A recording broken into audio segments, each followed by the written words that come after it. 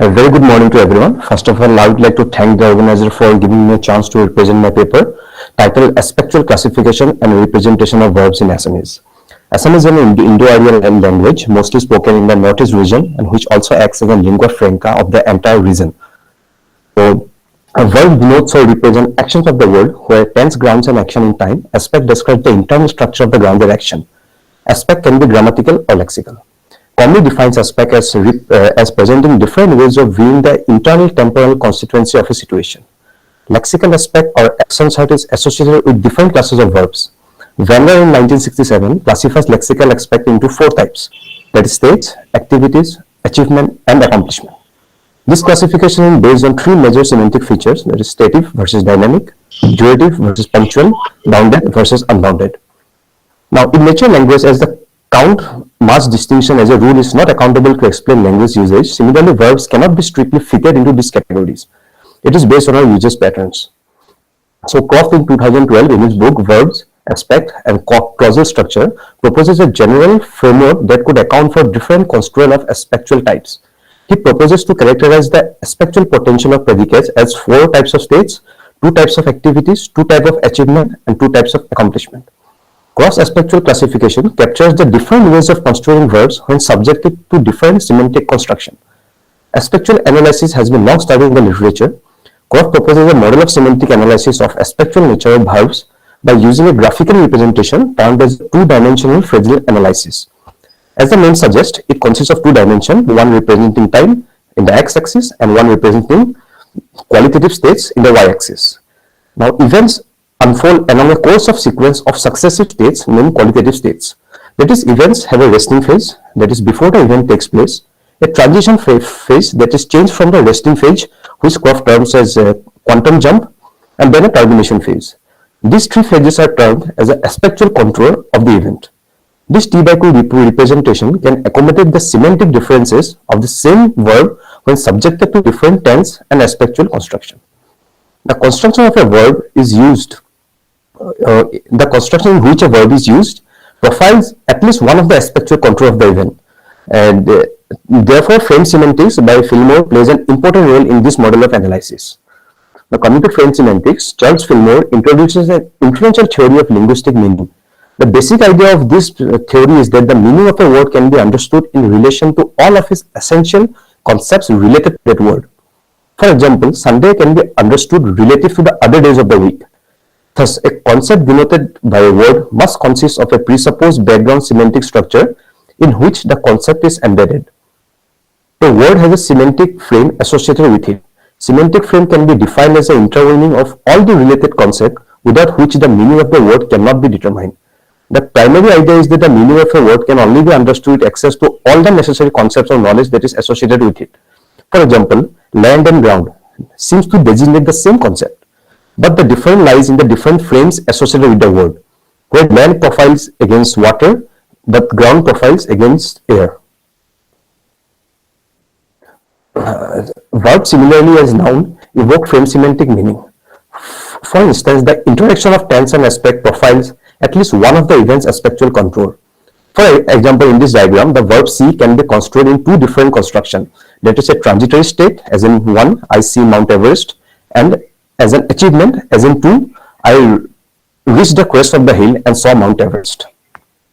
So the graph I have presented represents the 1A represents the construction in 1, that is I see Mount Everest, and 2A represents the sentence 2, that is I reached the crest of the hill and saw Mount Everest. So the explanation of the line will be given in the next slide. In figure 1A and 2A consists of 2 dimensions. There is T representing time and Q qualitative states, which represents how events unfold along the time. The 2 horizontal line and a vertical line inside the axis represent the aspectual contour denoted by the verb. The dotted and solid line represents the profile and unprofiled stages. Here the 2-dimensional figure represents the semantic similarities and the semantic differences of the same verb. The similarity lies in the same aspectual contour, and the difference lies in the different aspectual phases, which are profiled. And the seen event has 2 successive phases. That is not seen, that is a resting phase, and the seen phase. And the transition from not seen to seen phase is termed as a quantum jump. It represents the change of state. The profile phase of events aspectual control is the phase asserted to hold in the word at a particular point in time, namely the time reference denoted by the tense of the construction. In figure 1a, that is the moment of the speech act, and in figure 2a, that is the moment that temporarily precedes the moment of speech act. So now coming to our main topic, tense and aspect in Assamese. So Bora in 2010 and 11 claims that Assamese has two tenses, that is past and future, not three as has been shown in the dominant accounts of the language.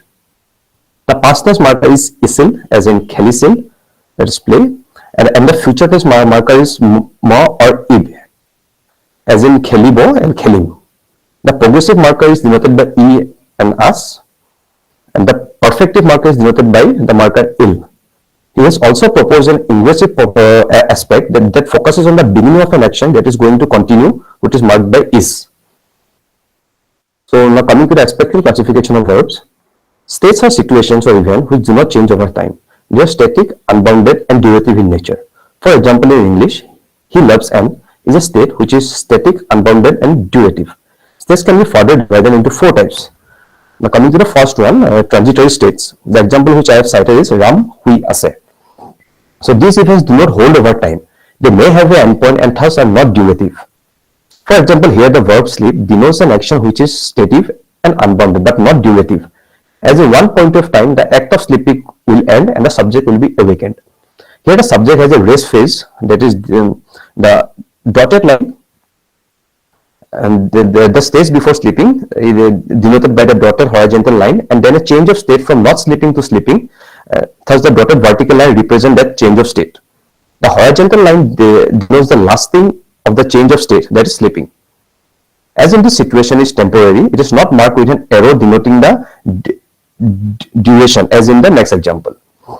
So the next example is acquired permanent state. Acquired permanent states are not inherent property of an entity, but are acquired at some point in time and then continues to be in that state. For example, the glass is broken. In Assamese, khirkikhon bhanile, where the property of the glass changes due to some external force and will remain broken, hence an arrow is marked. Now next coming to inherent permanent state. The example which I have cited is Tezpur Ohomot Assamese. Tezpur is in Assam. These are states which situational events which are an intrinsic property of an entity is focused, and therefore it is marked with an arrow which goes along with time. Now coming to the last one of state is point states. Point states are those events which last only for a point in time and then it will revert back to its non-occurring state or resting phase. Here I have cited the example pasta bajila, that is it's 5 o'clock. Now the next one is activity. Activities are events which involve processes which are dynamic, durative, and unbounded. They are also homogeneous. That is, any part is similar to the whole. For example, he is running. The act of running is dynamic, durative, and unbounded. This can be again further divided into two types. That is directed activities and undirected activities. For directed activities, I have cited the example water is boiling, which defines that those are events which involve a continuous change but without a transition to a result state, which represents a complete action. Undirected activities does not involve, unlike direct activities, a continuous direct change along a dimension. It is represented here through a zigzag line as a repetition of same kind of action is repeated. Hence, it is also termed as cyclic activities. The example which I have cited is he nasise, means he is dancing. Achievement, like activities, involve processes, but involve a change of state, unlike activities that is instantaneous. They are dynamic, punctual, and bounded. These kind of achievements are distinguished, which correspond to three types of states. Like for reversible achievement. Reversible achievement are those events which involve a change of state, but that is transitory, hence reversible. It corresponds to transitory state. The example which I have cited is Dorjakhon khula ase, which means the door is open. Irreversible achievements, the example which I have cited is he is dead, he model. Irreversible achievements similar to reversible achievement which involve a change of state, but that change is permanent, hence irreversible, and it is marked with an arrow mark. The change of state is similar to that of inherent state, but as they involve a change of state, it includes an inception phase and a quantum jump. Now next coming to the cyclic achievements. Cyclic achievement correspond to Smith term serifal tips. which are defined as a single occurrence of an action or an event. They are similar to point states, but unlike point state, they are dynamic. The example which I have said is he jhupiale, he jumped. Now the last one is accomplishment. These are those events which are dynamic, durative, and bounded. In terms of representation, accomplishment different from all other aspectual type. As in accomplishment, all the three phases of the aspectual control is profiled: the inception phase, the quantum jump, and the termination or the completion phase. These are distinguished into two types: incremental accomplishment and non-incremental accomplishment. For incremental accomplishment, I have cited the example Rame Bhat Khala, that means Ram ate rice. It says that it is similar to directory activities where there is an inception phase and an incremental continuous homogeneous change along the Q dimension, and then the non-incremental accomplishment, which states that non-incremental accomplishment does not involve a continuous change along the Q dimension. The transition from the rest state to the result state is undirected, that is homogeneous. Now I come to the next slide. There is aspectual potential. As the dichotomy between count-mass distinction is not quite feasible, similarly restricting verb to certain aspectual time is also not quite realistic. Thus, verbs have the potential to occur in multiple aspectual type. The cited example here will show the verb has the potential to be construed in different aspectual construction. Now, coming to my first example, he kobita likhe. It represents an habitual action. Here, the aspectual meaning represents a state, more specifically inherent habitual state, which do not change over time. In Assamese, habitual construction only reflects for agreement marker. As such, the situation or event do not have natural endpoint. They are extended in t dimension, hence marked with an arrow mark. Now the next one, he kobita likhise. Here the aspectual meaning represents that an action is at its inception period.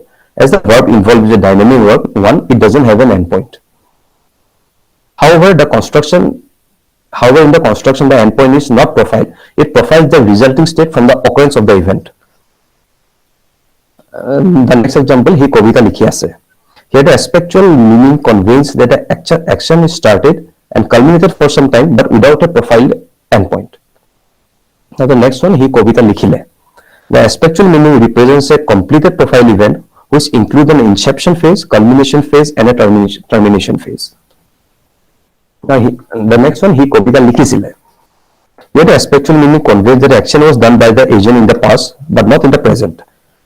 Its representation is not compatible with the two-dimensional geometrical model by Croft. Hence, it is adopted from Janda 2015. As she comments, these are actions that involve some kind of movement from point A to point B, and then it is revert to point A again. And the last example, he kobita likhi asile. Here the meaning conveyed is that the event started and then went on, but the termination phase or telos of the event is not profiled. According to the lexical aspect, it does not have a result state. So the conclusion, Van Leeuwen's aspectual classification has been revised by William Croft, which attempts to fit the different types of construction of a verb when subjected to different construction. The two-dimensional geometrical model is a visualization of the aspectual nature of verbs in different constructions. This model also captures the fact that each event has different aspectual control and how construction can change the aspect of the verb. Or in other words, verb has the potential to be used in different aspectual types. This visualization shows the difference in the semantic of the same verb when used in different tense and aspect construction. So these are my references. Thank you. I just wanted to comment on Riton's presentation. Please. It's very interesting too. I teach a part of semantics paper, and it's very interesting to see the diagrammatic representation that he has shown. Because it's interesting because on the time domain in the x-axis and the vertical eruptions, how the action has taken place and what kind of progression it has accomplished and achieved, etc. So those modulations against the y-axis and time modulations in the x-axis is very interesting to listen to. I hope to see his paper published in a good in good journal or somewhere else.